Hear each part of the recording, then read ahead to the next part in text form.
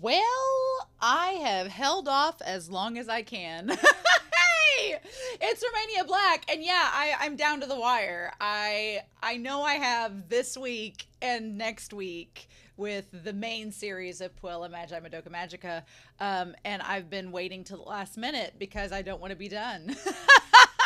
So I'm going to tell you all first and foremost, this is going to be a long ass introduction because I not only have like 2 pages worth of notes from all your comments over the last few weeks. When I got back from my vacation, I was like, oh my.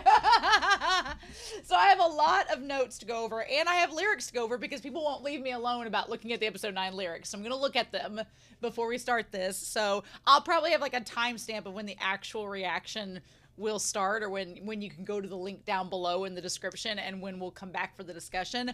But this series, it's so bittersweet because like it's so freaking good. I don't want it to end, but at the same time it's so good. It's like the creators were like, nope, we got this. Perfect series. Let's go. It's so good. The only consolation I have, we will do a live stream. I'll have it in my July update video. We will have a live stream for Magi Madoka. My dog is going to be like Cube and demand my attention. But I am going to do a live stream because I don't feel so terribly sad. I know there's another movie coming this year. So by next spring, I'm sure it will be on streaming, and then I'll be able to watch it, and we'll have more Magi Madoka content to go through. So I'm not really sad that it's going to be over, because it's not, but I am sad I'm going to be caught up. And I'm going to talk in that July update video about possibly some extra Madoka things I'm going to look at in July. So after next week, it won't be completed, our Madoka adventure, but we'll basically have the main series and the movie out of the way. And then there'll be some little things along the way while we wait on the movie that's coming out this year to be on streaming. So let's dive into these comments. I got a lot to go through. So Pancake and Liam Posel talked about Urabochi, the creator, said in an interview that Homura has been going through the time loops 100 times. And we did the math in the Discord, meaning that if you account for about 46 days, a month and a half, times 100, she has been in this time loop for 11 to 12 years.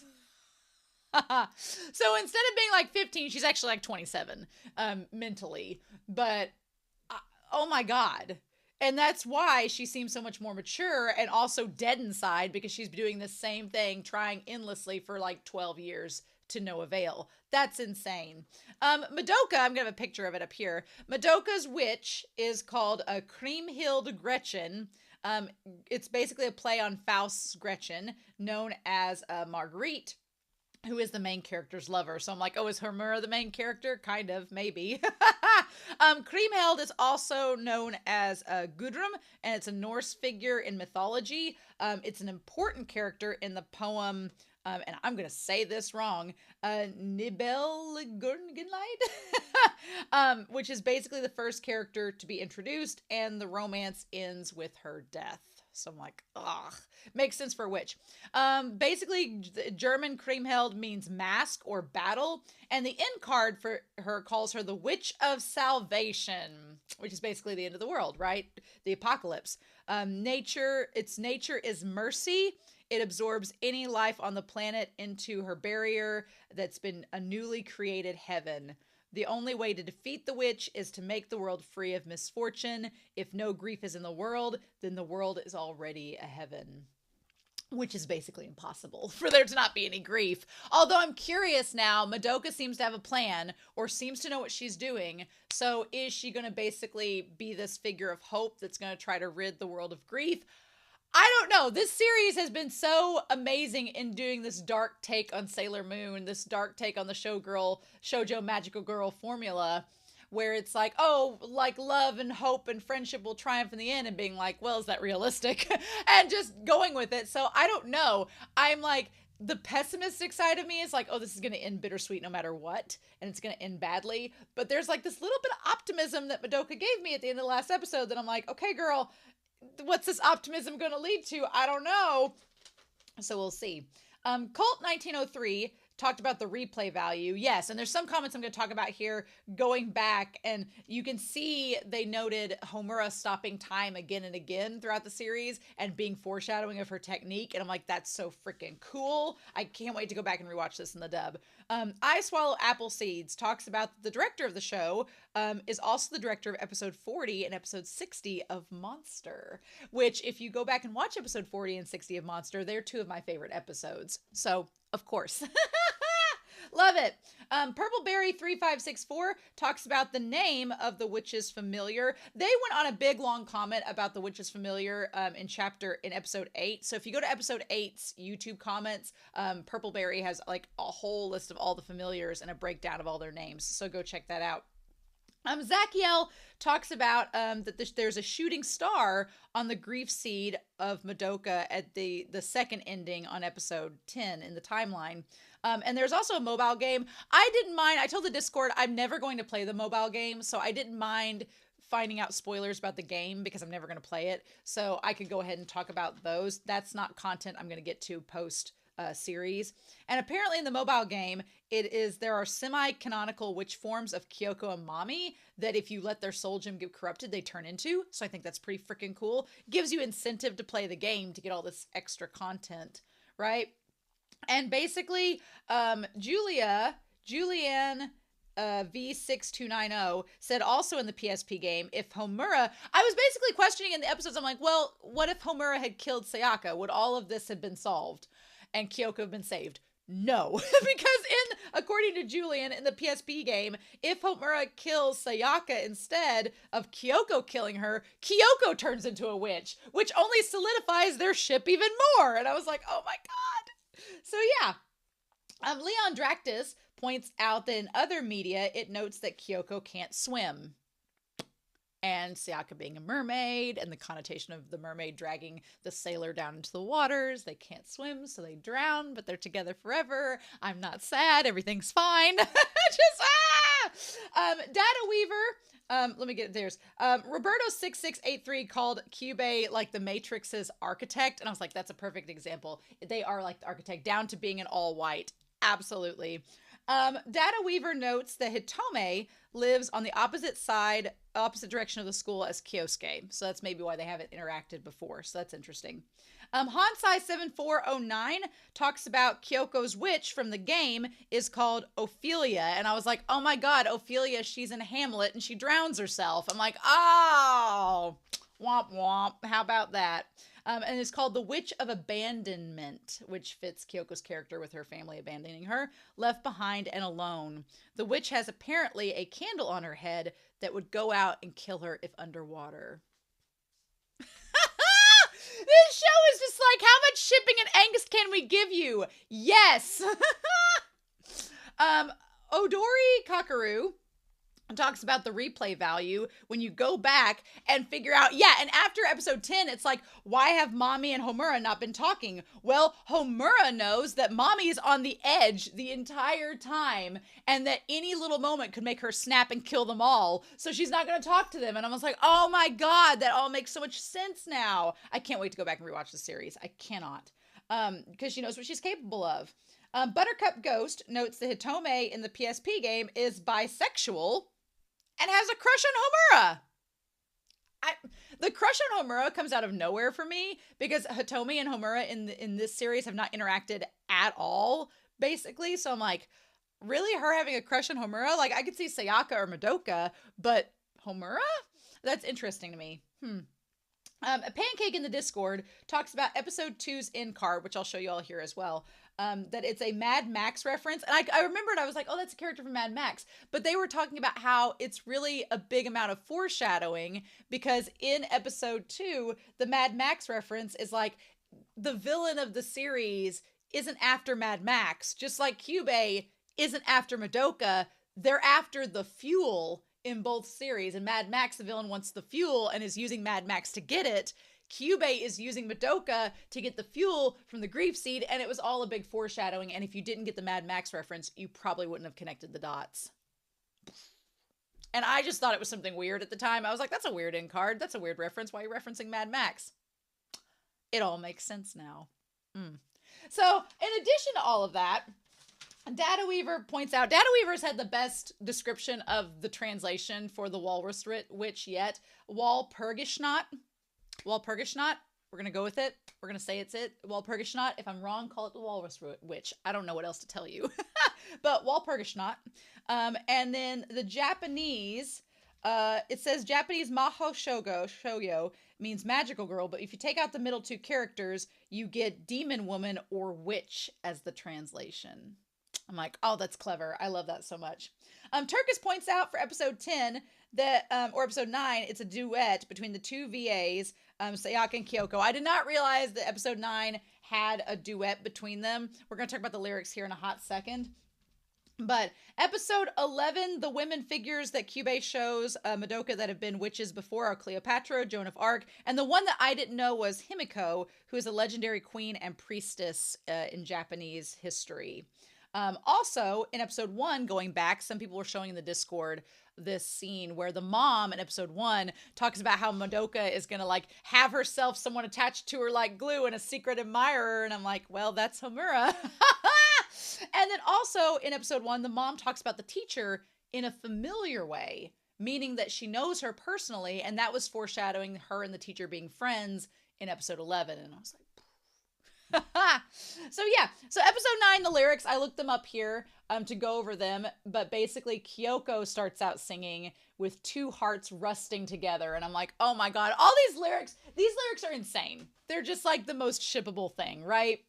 In a world without sound, which connects to Sayaka being with music, what do you see? I'm searching for the face who will say, see you again. I'll be doing it over and over again, which is foreshadowing the time loops. It's like, oh my god.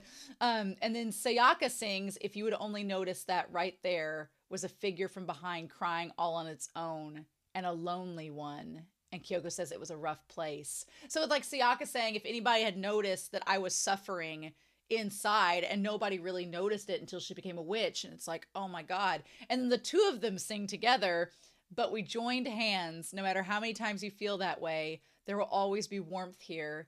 Even if it was a mistake, I don't care. I'll always be by your side. With the sound of tears and the colors of a sigh, I'm sure this is where we are now. A jestful everyday life. I want to see it. I want to see it, that future. I'm like, why can't we just let them be together, show? Why did you have to do this as they both died? What the fudge? And then Sayaka sings, when the bluff of false courage in my voice began to falter, everything around her crumbling, the dream began to end, holding my knees when my vision fades. I know I'll quickly collapse. I mean, that's her becoming a witch. And then Kyoko says, if it stays like this, the two of us will have to rush to the only furthest exit. It was just her killing them both. And Sayaka says, even now I still have hope. And then they both sing, let's smile and gaze at each other. With a simple and innocent face, let's embrace our disheveled feelings. Even this place where we lost ourselves feels so gentle. I'll keep calling your name no matter how many times. Even if the future is uncertain. It's hard to say goodbye. It hurts every time I think of it. I'm right here. I'm right here. Please come back and be with me. It won't ever change. These emotions which have been left behind. Son of a bitch. How dare. So yes. Oh my god. Oh my god. So yeah.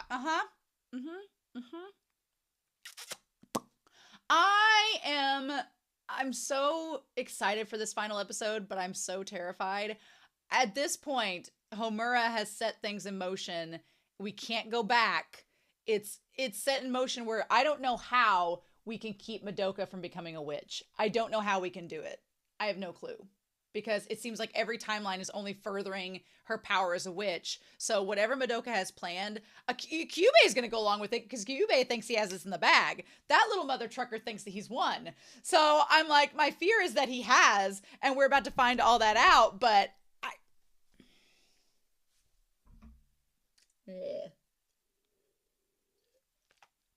I drank this entire mug of coffee before watching this, so we're about to see. I've dawdled on for 15 minutes, so thank you for humoring me, but I think I'm ready. I think I'm ready, but I'm not. I'm like, okay, we still have a movie left to go. We're fine, but let's do it to it, Lars. We're going to start Puella Magi Madoka Magica, episode 12. Oh my god. And we're going to do that here in 3, 2, 1. And I'll see you all on the other side.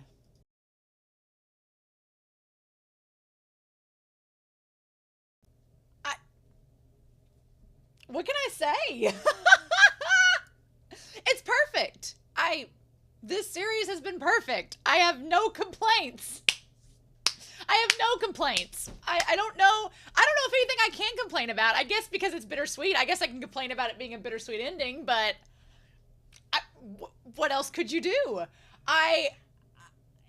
God, everything, now that I think back on it, anything that I had like a qualm with that I was like, well, I wonder if that's going to tie back in and all, it does. It all ties back in. Everything all makes sense by the end.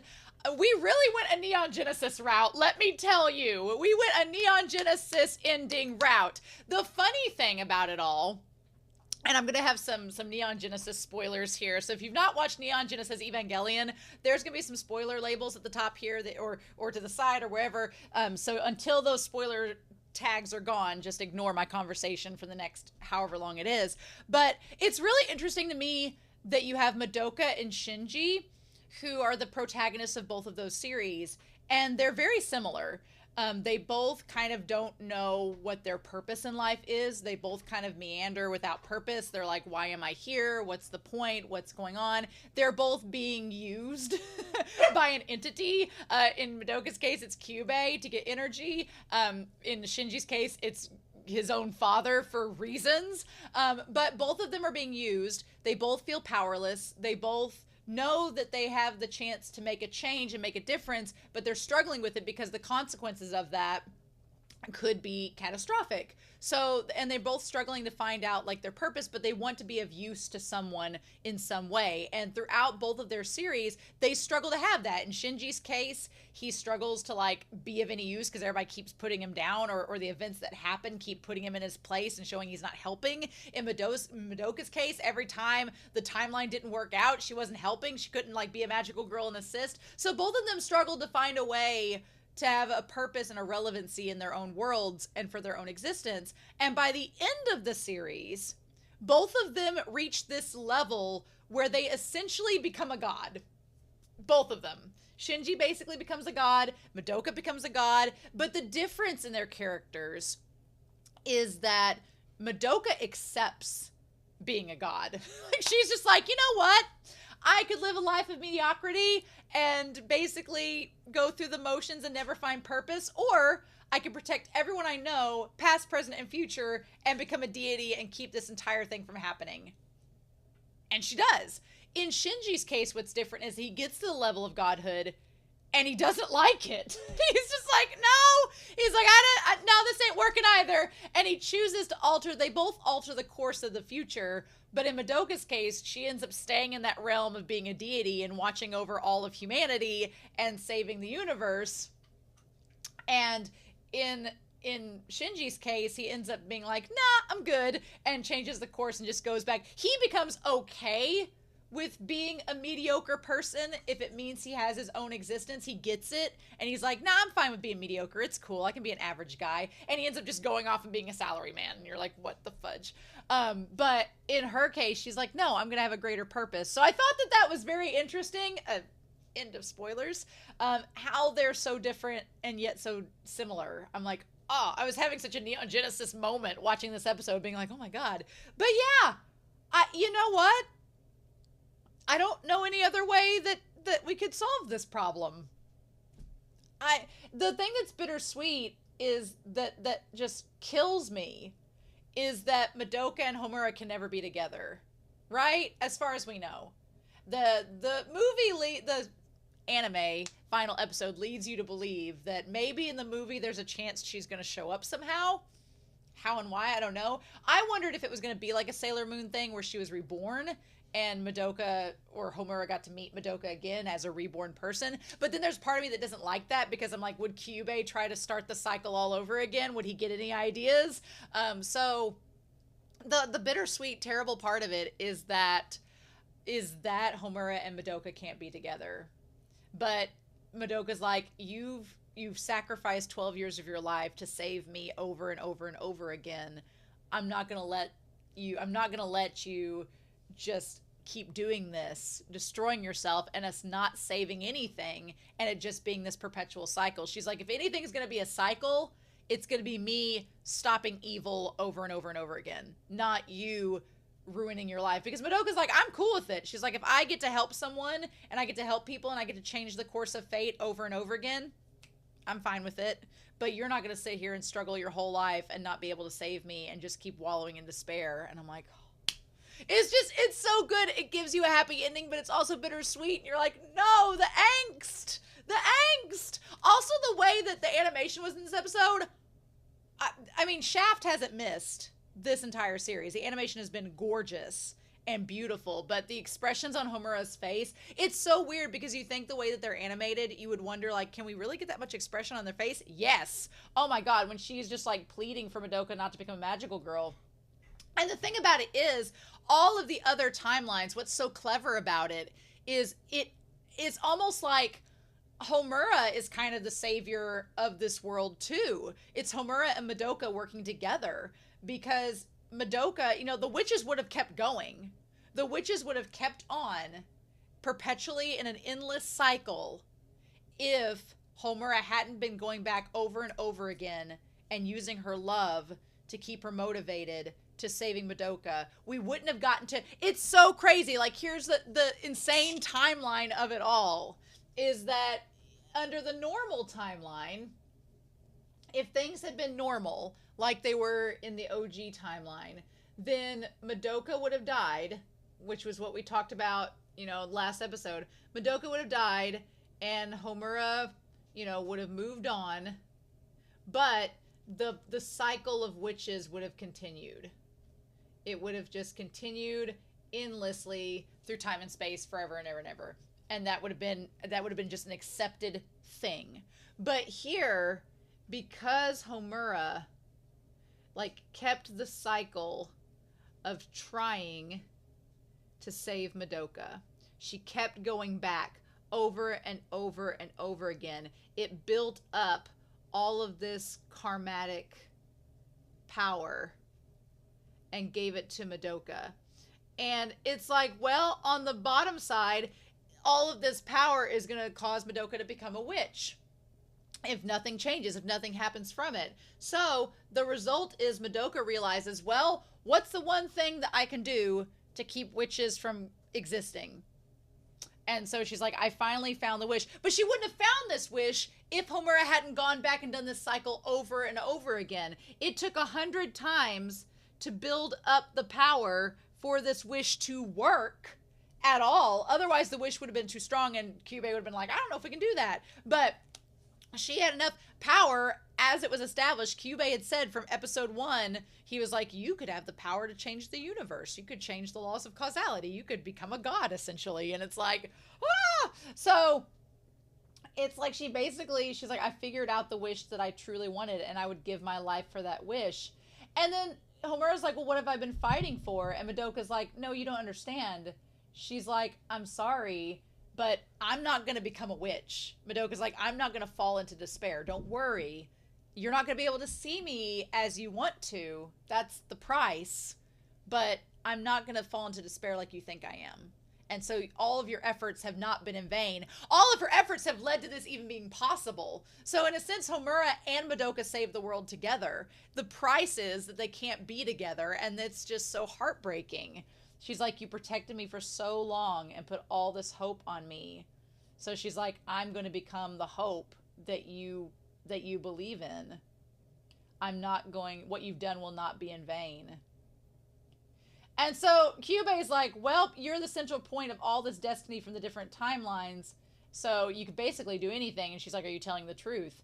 And to Kyubey's credit, Kyubey's a little bastard. He's a little manipulative bastard. But to his credit, he doesn't really lie to her. He's like, no. He's like, yeah, you can do anything. He's like, what's your wish? And he thinks that, you know, what is the wish you'll pay for with your soul? And the thing that's so crazy about this is that she takes a breath and then says it.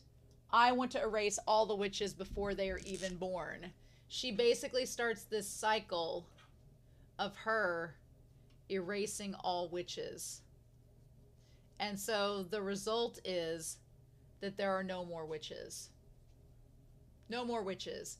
Basically meaning that no girl is going to die of despair anymore. They could die from other things, sure, and we're going to talk about that, but not from despair. They're not going to transform into a witch and be in an endless sea of despair. And I'm like, oh.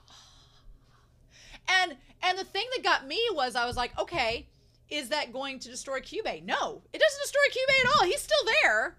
It's like the witches were just a means of gathering energy.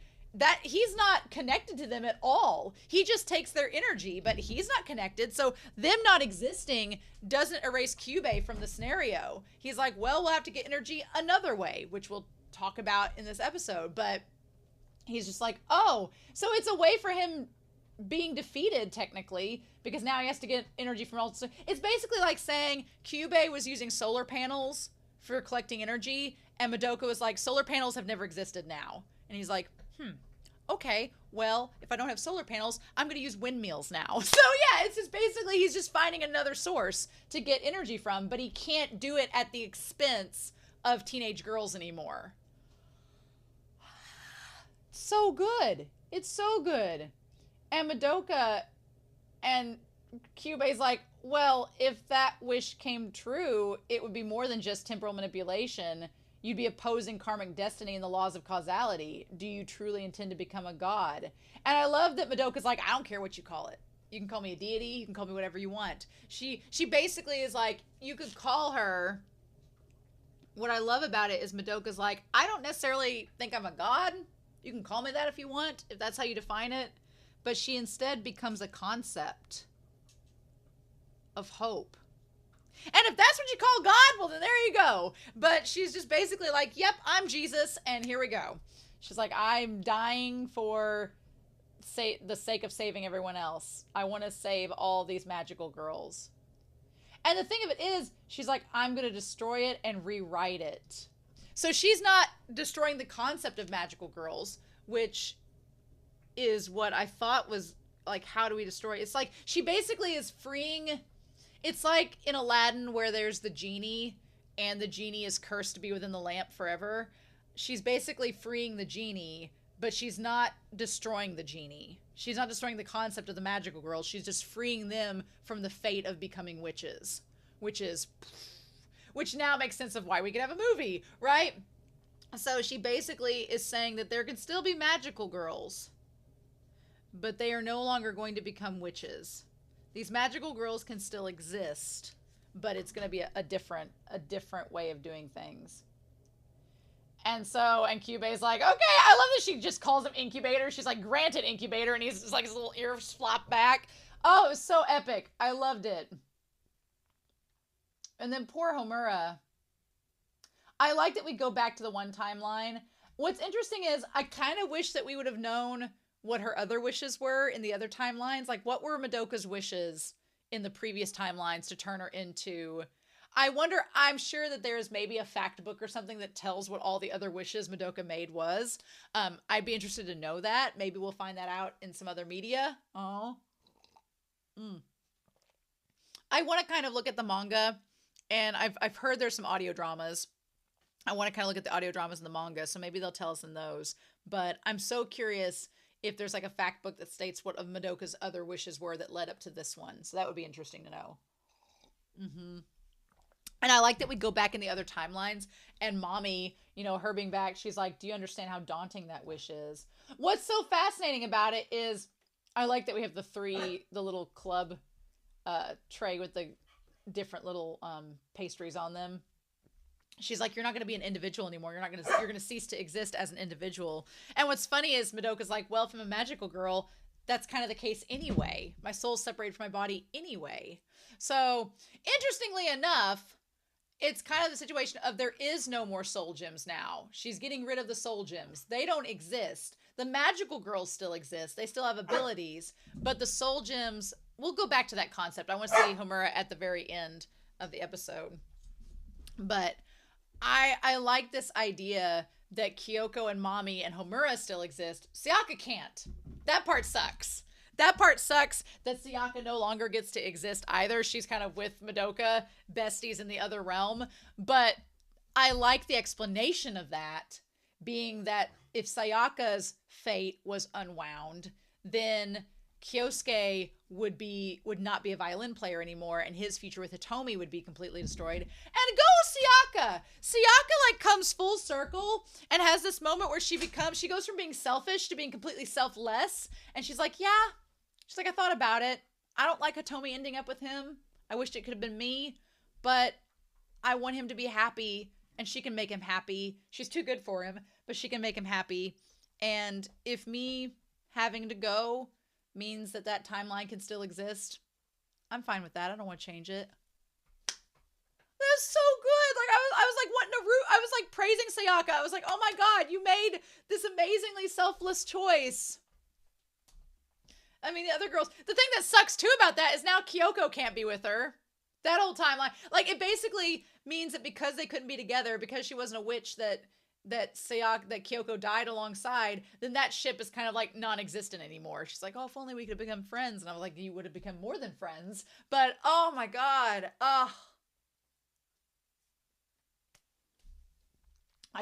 this episode was so damn good.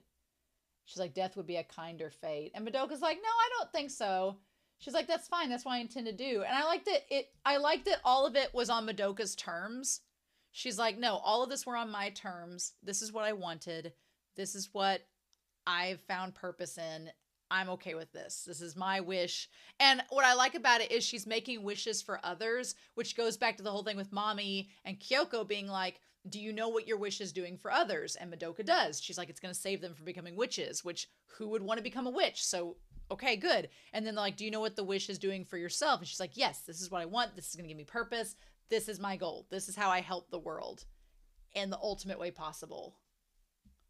And I mean, she becomes a deity and a being like that's beyond the plane of existence. Like she becomes a concept, which sounds horrifying, but in the end, it's like she just basically gets to liberate all these girls from their fates, which is what she wanted to do and helping them anyway. And she can't become a witch. So it's kind of like a win-win for Madoka in the weirdest of ways. She doesn't get to live like a mundane human life, but she gets to experience something beyond that and help others in a way that nobody else can. So it's kind of perfect for her in the long run, right? Like the others around her are sad because they won't remember her, or in Homura's case, she remembers her, but she can't be with her.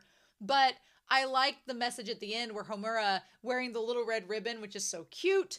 I love the concept that Homura finds a way to let Madoka live on, like by telling the little brother about her because he can still remember, and by her deeds kind of fulfilling and carrying on Madoka's wishes. I love that. I also love the chemistry and organization of Mami's room being the triangle and all the triangular shapes kind of forming to this triad of the Father, Son, and the Holy Spirit, right? But it's now Kyoko, Mami, and Madoka. And of course, Kyoko's like, good, you made this choice. Now we just gotta go full steam ahead. And she's like, you're gonna need this notebook for how you become a magical girl. You're not just making people's hopes come true. You're becoming hope itself. The hope of all of us. It's so damn good. And for Mami, you know, I love that her bow becomes this rose bloom. And it becomes this rose bloom, and it has two gems on either side that kind of look like Kyubei's eyes, which are so freaky. And then, of course, she uses it to, like, basically, I like that it becomes this triad. The bloom and the triad becomes this bow, and she uses it to basically go back through time and space and destroy all of the witches. I love it. I just love how everything about this scene was great. So then we get to see all these other witches that she saves. We see the one witch with the soul gem on her clavicle there. And I almost wondered if this witch was like the one from previous episodes, if she was still the same one from the previous ones. And she had the green. We finally see a green one. And then Madoka comes and saves her and frees her. She had a spade in her soul gem. but she destroys it and saves her. And then she goes back through time, and then there's the one girl that's about to become a witch. She has the soul gem on her arm, and she saves her and deletes the soul gem, gets rid of it. And then we go to like all these different scenarios, like the girl with the teddy bear, the Viking girl that had the soul gem on her head, a girl like at Pompeii. Like, she's like, I'm not going to let all your prayers end in despair. And she ends up basically keeping all of them from turning into witches, which is so good. I love seeing her go throughout time and space. She's like, I'll bear the full dreadful weight of all your destinies. Believe in yourself until the very end. And we see Cleopatra, Joan of Arc, all of them. The one thing that I wish we could have seen was who the Walpurgisnacht was. I wish we could have seen who she was. For a second, when we've cut to Homura in the background, I thought that maybe it was this weird like timeline causality loop and Homura became the walrus witch and it was her witch. That's what I thought, but we might never know, so I don't know. She's like, you don't have to curse anyone anymore. I wondered if it is Homura. Because it's like a gear. She's on like a gear of time. And there's all these other girls around her. So I wonder if it was Homura in a weird twist of fate. I'll go back before you took that form and shoulder that burden for you. So then Homura wakes up on this plane, like basically on the surface of the moon. And Kyubey says that the universe is realigning itself in accordance with the new laws Madoka has brought forth. Basically saying she's altered the course of time and space itself. She's become a deity that's rewritten time and made it to where these witches over the course of Earth's history never existed. So it creates this big, dark comet of karmic energy. And she's like, if her soul gem that her prayer created, she's like, can you begin to grasp the amount of despair Madoka must bear in order for the price of her wish? She was able to bring forth enough hope to give birth to a universe, but that brings enough despair to end in the universe. And poor Homura is like, it's gonna destroy the entire planet. And there's like the witch that's the sun and the moon, and it has the sun and the moon inside of it. And Homura's just freaking out, being like, the world's going to be destroyed. But then Madoka, I love that she like pats the moon with the mustache. Just the animation decisions and the artistic decisions are so good. And this is such a Sailor Moon final season moment. Like, I remember looking up, the final season was never aired in the US, mainly because the Sailor Starlights were basically transgender. And here's the thing. Sailor Moon introduced me to the LGBT community because when I was a kid, I remember being like, they said that Sailor Uranus and Sailor Neptune were cousins, but they were like making out. And I was like, I know I'm close to Kentucky, but this still feels a little bit wrong. And so I looked it up, and then I remember getting on the internet at my grandma's house being like, why is this? And they pulled up an article, and it was like, yeah, the Deke Studios were like, oh, we can't have two lesbians in a series. The world's not ready for that. So they made them cousins. And I remember as a kid being like, at 8 years old, I was like, but just let them be two women that love each other. What? So I remember being like, this is weird that they would change it. Just let them be two lovers. Why is this a problem?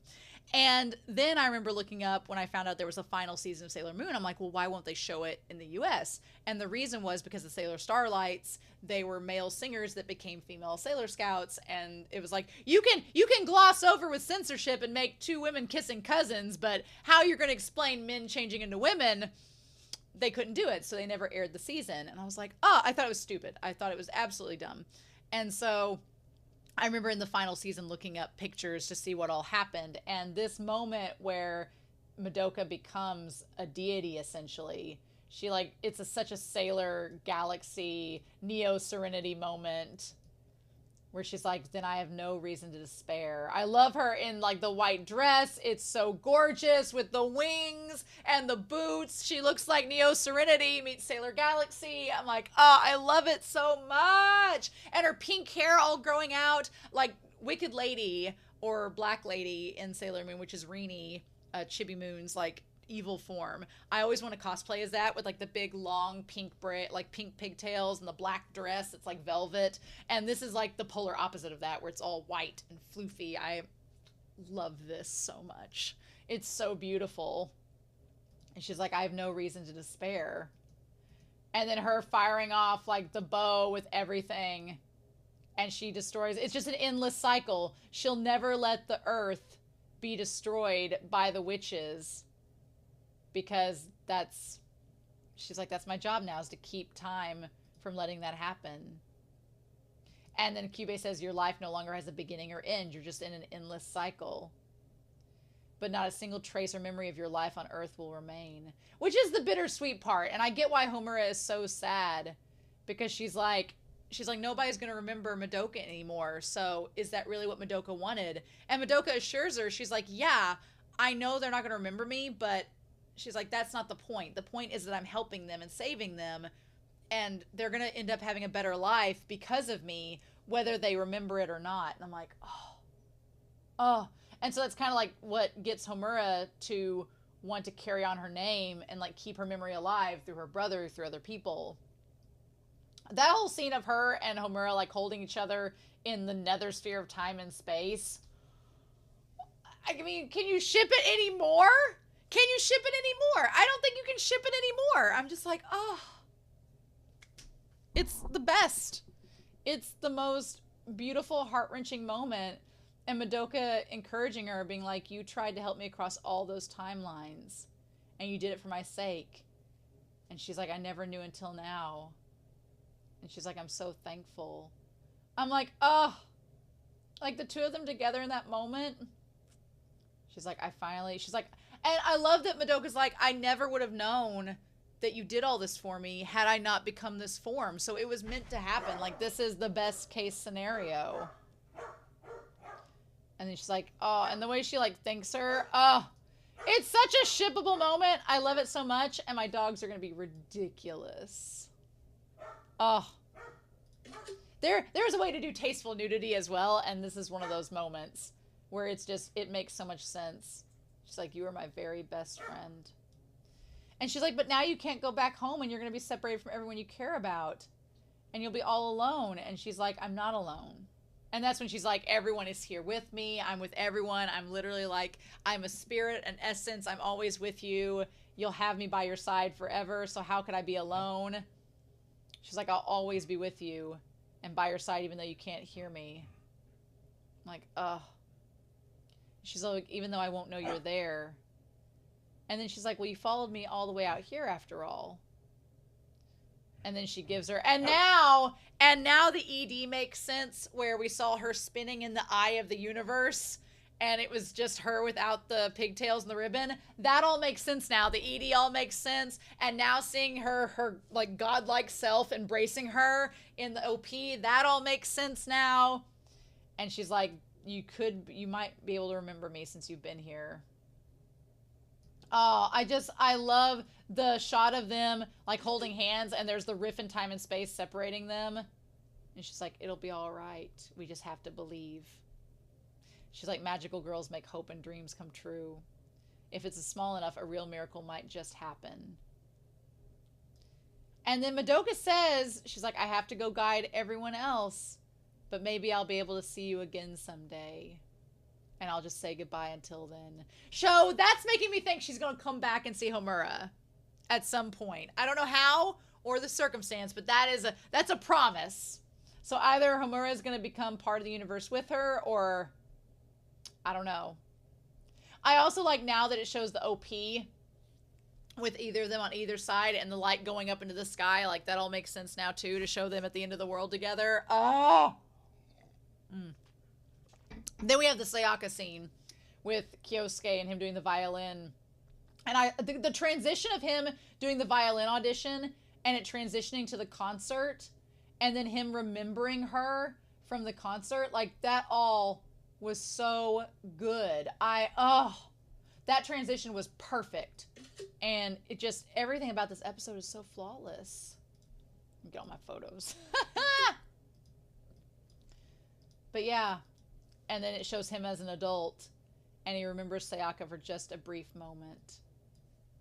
Oh, I love it. So then we transition to, so we transition to the The shadows. That's what's in the fire. The shadows now. Yep, burning up. And then it all like the pixelated, and they're like, where's Sayaka? What happened to her? And mommy says she's gone. She followed the way of the cycle and passed on. So we get this thing brought up, which I feel like the movie is going to maybe elaborate on. But we have the way of the cycle. So she passed because of the cycle that Madoka has created, right? Mommy says she passed on. I like that Mommy's separated by the billboard there. She used up all her power in her last attack, didn't she? So that's interesting. And then, of course, Kyoko, what good was saving the guy she loved if she vanished herself? And she's like, and we just started becoming friends. But then Mommy says that's the fate of all magical girls. That you were told this when you attained this power. So now, there's still the idea that the magical girls can still have contracts with Kyubey. And I'm assuming that it's through the miracles. Except now, the miracles do not create witches. The girls themselves don't become the witches. But instead, we have all of this negative energy that exists and takes a new form. Instead of the witches, it takes a different form. So she's like, when you attain this power, before the hope we wish for brings about an equal amount of misfortune. But we have no choice, and we have no choice but to vanish from this world. So instead of becoming wishes, they eventually will vanish. Which is still sad. It's still a sad thing that they're eventually going to vanish. It's just they won't become witches that perpetuate a cycle of misfortune for each other. They just eventually will use up all their energy as magical girls and vanish from the world. Which is still a horrifying concept, but at least it's not as bad as before. And Homura has Madoka's ribbons to remind her about her. And she keeps thinking about her. Like, it's so sad. Like, this show did not stray away from giving us a bittersweet ending. And they're like, who's Madoka? And then we see the brother drawing her. Again, this episode was so bittersweet. Because the mom, like, is trying to remember her own daughter. And she can't. And it's like, it's so hard because the mom, like, trusted Madoka to make this decision. And Madoka made a decision that saved her family and the world, but, like, at what cost? It's like, my heart. It just goes out to all of them. And I like the idea of Homura just keeping that memory alive with the ribbon. Just like, if I had a daughter, I'd get her to wear them. And I feel like that's Homura's, her last gift that she can give, right? So then we have, okay, so the soul gem is going, so the soul gem that has impurifications, it shows them all going out into these little cubes, right? It's all filtering out into these tiny cubes, right? So whatever, so we show like the negative energy from using the magic from their soul gems. They don't become grief seeds anymore. They become like these little grief cubes to feed Kyubey. So, good news for Kyubey. He's still getting fed. He's still getting his treats. It's just in the form of these little cubes, these pixelated cubes that can't become witches. Instead, he just gets all of these cubes. And I like that Kyubey's like, well, after you told me that, I guess that system could have worked. I'm like, I'm like, oh my God. And then she's like, it's not a theory. It happened. And my poor dog, he's as relentless as Kyubey. And so he gets the little sugar cubes to eat. And he's like, oh, well, either way, we have no way of proving it. I like that Kyubey is just like, well, that could have happened, but the laws of time and space be rewritten. Who knows? I guess we'll never know, will we? And Homura's like, I hate you. If the rules of the universe really were rewritten as you say, then we'd have no way to verify that now. But Homura knows because she has the ribbon. You're the only one who remembers that world. There's no way to tell if your memories are real or simply imagined. And I'm like, girl, I love that she's like, I love that Homura's like, don't insult me. I have this ribbon. I know it's true. Oh, I love it. Freaking love it. Mm-hmm. Oh, that she's the only one. If it's true that we can't even explain why. I love that his tail becomes a question mark there. That's so clever. I love it. Soul gems simply disappear when they can no longer be purified. So yeah. So the soul gems just disappear. So when they can no longer, so they have basically an expiration date now.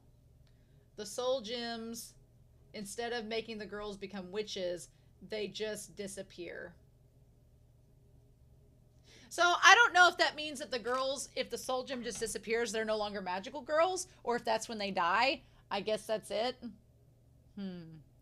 That's why these witches in your story are an interesting concept. I'm like, don't be getting any ideas, Cube. No. Cube is thinking like, oh, these soul gems are just disappearing, and instead we could have a renewable energy source, but I guess we don't now. I'm like, collecting a human emotional energy, it has its appeal. I'm like, no, Cube, don't be getting any ideas. No.